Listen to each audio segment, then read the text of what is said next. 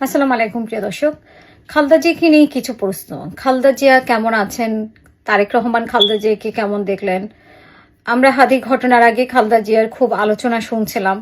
মাঝে আমি একটা ভিডিও করেছিলাম মানে হাদি মারা যাওয়ার আগে, হাদি আক্রমণ হওয়ার পরে, যে আসলে খালেদা জিয়ার আমরা কোনো খোঁজ খবর পাচ্ছি না, ডাক্তারের কোনো খোঁজ খবর দিচ্ছে না। আগে প্রতি মুহূর্তে বা প্রতিদিন একবার করে আপডেট জানানো হতো, কিন্তু তার মানে হাদির ঘটনার পরে আমরা সেই আপডেট আর শুনতে পাই না।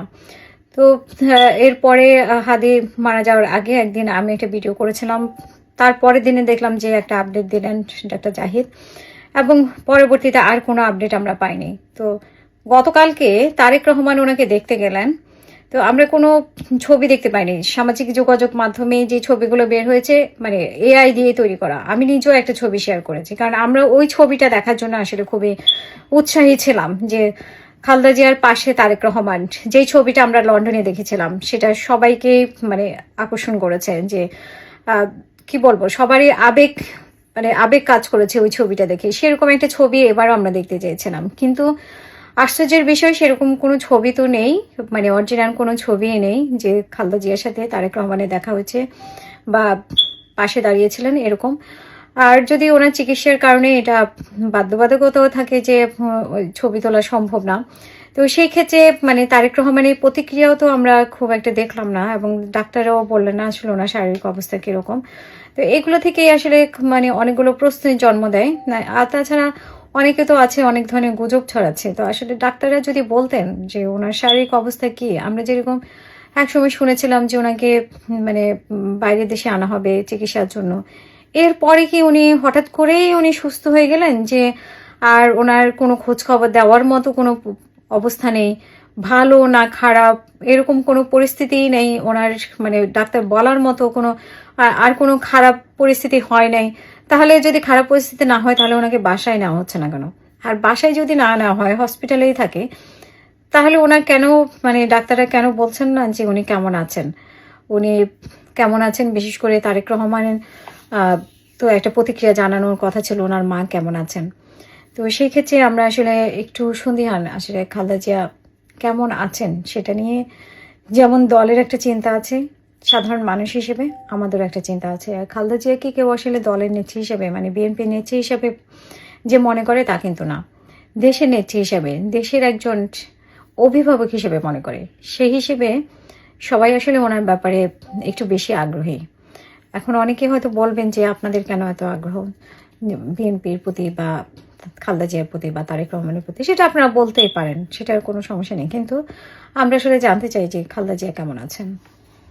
আমাদের দলের ভারপ্রাপ্ত চেয়ারম্যান জনাব তারেক রহমান সাহেব আমাকে ধানের শীষের মনোনয়ন আমার হাতে তুলে দিয়েছেন। একজন নারী হিসেবে আমি শেরপুরের প্রত্যেকটা নারীর জন্য কাজ করতে চাই, এটা আমার প্রতিশ্রুতি, প্রত্যাশা। একজন চিকিৎসক হিসেবে আমি আমার সকল মা, বোন, চাচা, ভাইদের জন্য কাজ করতে চাই, এবং শেরপুরের সন্তান হিসেবে আমি আমার সকল মা চাচিদের পাশে থাকতে চাই।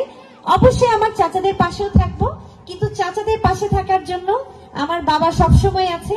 চাচা এবং ভাইদের জন্য আমার বাবার দরজা খোলা, মা বোনদের জন্য আমার দরজা খোলা। কাজেই আমরা সকলে মিলে, আমরা বিএনপি পরিবার আপনাদের পাশে থেকে আজীবন কাজ করতে চাই। বিশেষ করে আমার মা বোনরা যারা নির্যাতিত, নিগৃহীত সমাজে, পরিবারে, তারা আসলে বলার মতন কোনো মুখ থাকে না কোথাও। কারণ আমরা মেয়েরা ছোটবেলা থেকেই বাবার বাড়ি হোক, শ্বশুর বাড়ি হোক, সবসময় একটু পিছনের দিকে থাকি, তাই না? কাজেই আমাদের দুঃখ দুর্দশা শেয়ার করার জন্য আপনারা মনে করবেন আপনাদের সন্তান, আপনাদের বোন সবসময় আপনাদের পাশে থাকবে, এবং আপনাদের যে কোনো প্রয়োজনে, পারিবারিক, সামাজিক, চাকরি, পড়াশোনার ক্ষেত্রে প্রিয়াঙ্কা আপু অথবা আপনাদের সন্তান প্রিয়াঙ্কা সবসময় আপনাদের পাশে থেকে আপনাদের সহযোগিতা করবে ইনশাআল্লাহ। এমপি হওয়াটা ভাগ্যের উপর, মহান আল্লাহ তাআলা চাইলে আমি এমপি হতে পারবো। তবে আমি এমপি হই আর এমপি না হই, একজন ডাক্তার হিসেবে, একজন সন্তান হিসেবে সব সময় আপনাদের পাশে থেকে কাজ করব ইনশাআল্লাহ। আর সর্বোপরি যেহেতু আমি শেরপুর জেলা বিএনপির যুগ্ম আহ্বায়ক, কাজেই আমি জেলা বিএনপির যেহেতু হাল ধরার সুযোগ করে দিয়েছেন জনাব তারেক রহমান সাহেব, আমি অবশ্যই এখানে থেকে সততা, ন্যায়, নিষ্ঠার সাথে কাজ করতে চাই। এখানে আমার সাথে আরো উপস্থিত আছেন আমার হাজবেন্ড অ্যাডভোকেট, তিনি একজন উকিল, রাহিমিন চৌধুরী, যিনি 2018 সালে নির্বাচনের সময় আমার বাবার অনুপস্থিতিতে থেকে অনেক সাহায্য সহযোগিতা করছেন, এখনো করছেন। আর আমার সবচেয়ে আদরের ছোট ভাই, আমার আপন ছোট ভাই আলভি, ও কানাডার ইউনিভার্সিটি থেকে সে বিজনেস স্টাডিজের উপর, ইন্টারন্যাশনাল বিজনেস স্টাডিজের উপর ডিগ্রি নিয়েছে। সে তার আরো ভবিষ্যতে ডিগ্রি নেওয়ার ইচ্ছা আছে। আপনারা দোয়া করবেন তার জন্য, সে যেন কানাডায় থেকে আরো বেশি সুনাম অর্জন করতে পারে। সবচেয়ে বড় কথা হচ্ছে, বাংলাদেশে একটা কথা থাকে যে মানুষ এমপি হওয়ার পরে গাড়ি বাড়ি, পড়াশোনার ডিগ্রি, আরো বিদেশে অনেক কিছু অর্জন করে, কিন্তু আলহামদুলিল্লাহ আমার বাবার দুইটাই ছেলে মেয়ে আমরা। আমি ডাক্তার হয়েছি, সে বিজনেস স্টাডিজে হায়ার ডিগ্রি নিয়েছে। তো আমরা দুইজন এস্টাবলিশ হয়ে গিয়েছি। আমার বাবারও যা আছে তা এমপি হওয়ার আগে অনেক কিছু হয়ে গিয়েছে, বাড়ি গাড়ি যা দরকার সবকিছুই আমাদের আছে। আমার হাজবেন্ড অ্যাডভোকেট, আমি ডাক্তার, আমার শ্বশুর বিচারপতি মানুষ। তো আমাদের আর চাওয়া পাওয়ার কিছু নাই। এখন জীবনে যা চাওয়ার পেয়ে গেছে, আমার একটা ছেলে সন্তান আছে, কাজে এখন যা কিছু চাওয়ার সব মহান আল্লাহ তাআলার কাছে এতটুকুই চাওয়ার, আমি যেন শেরপুরবাসীকে সুখে রাখতে পারি, সুখী রাখতে পারি এবং শেরপুর মানুষের পাশে থাকতে পারি।